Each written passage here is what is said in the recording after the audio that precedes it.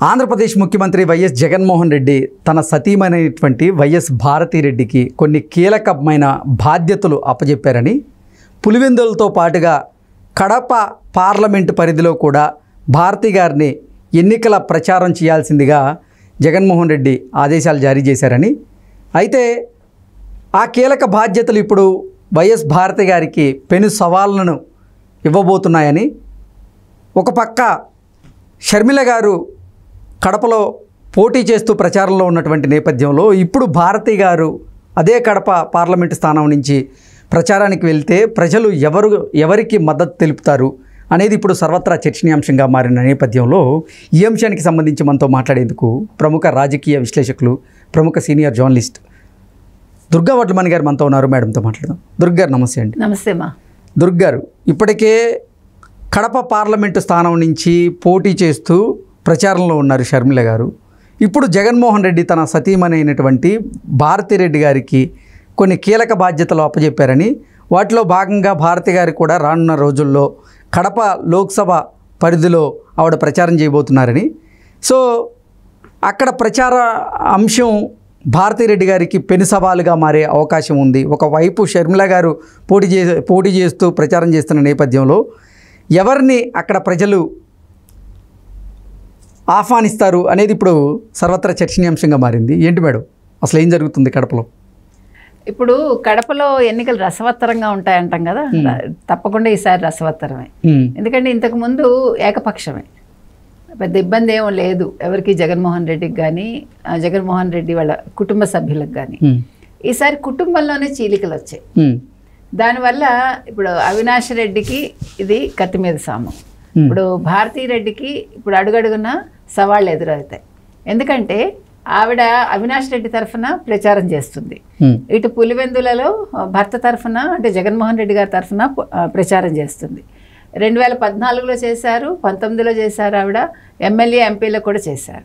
అప్పుడు చేసినప్పుడు ఇవేమీ లేవు. అప్పుడు జగన్మోహన్ రెడ్డి ఒక ముఖ్యమంత్రి కాలేదు, ఆయన మీద కేసులున్నా ఏమున్నా కూడా ఈ రకమైన ఇబ్బందులు అయితే అప్పట్లో తలెత్తలేదు.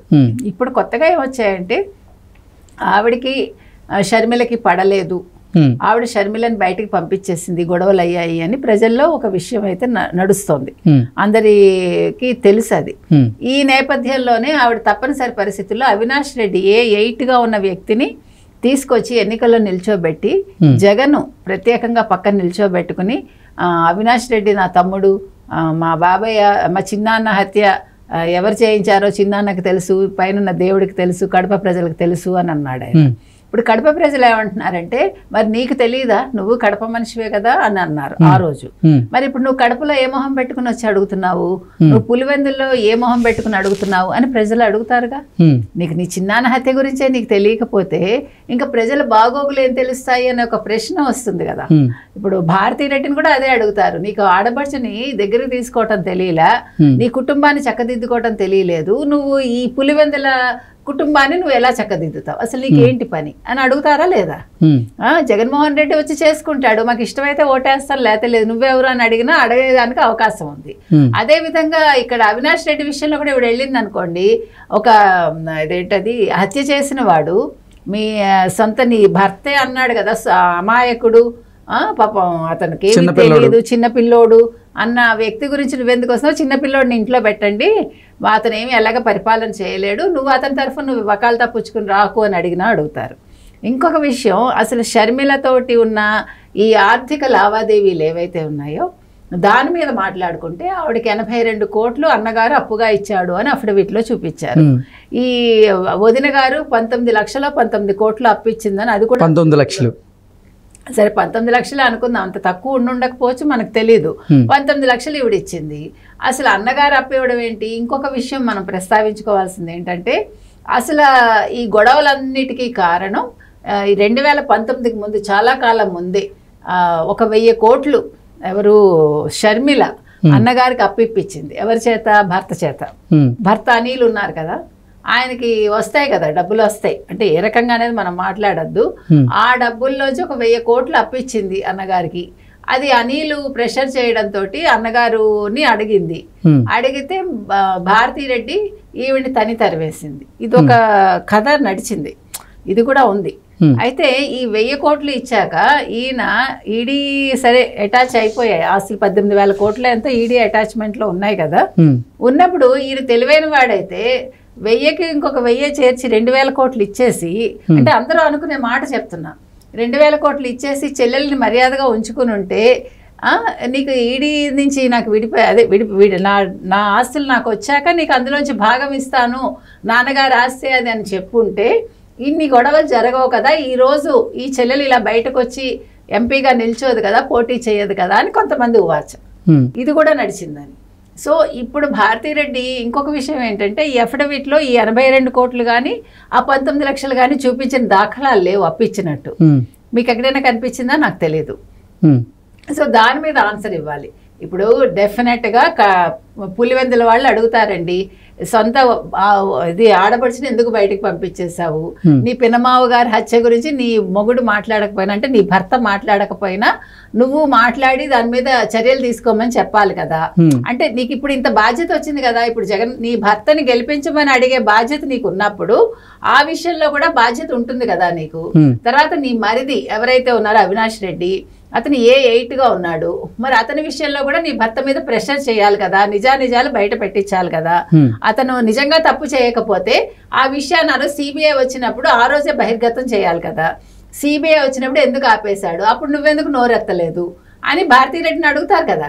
ఇన్ని సంవత్సరాల్లో నువ్వు నీ పినమావ గారి హత్య గురించి ఎందుకు మాట్లాడలేదు, నువ్వు ఆ కుటుంబ సభ్యురాలివి కదా, నువ్వు ఉన్న ఏకైక కోడలివి వైఎస్ రాజశేఖర రెడ్డికి. ఈ విషయాలన్నీ ప్రజలు అడుగుతారు, రేపు పొద్దున ఖచ్చితంగా అడుగుతారండి. కాబట్టి ఇది ఇప్పుడు ఈ పులివెందుల ప్రచార సభల్లో కానీ కడప ప్రచార సభల్లో కానీ ఆవిడికి డెఫినెట్గా చేదు అనుభవమే ఎదురవుతుంది. ఓకే, ఇప్పుడు అసలు కడప జిల్లాలో YS Sharmila versus YS Bharathi Reddy వీళ్ళిద్దరిలో ఎవరు పై చేయి సాధించబోతున్నారు ఎన్నికల నేపథ్యంలో అంటే ఏం చెప్తారు?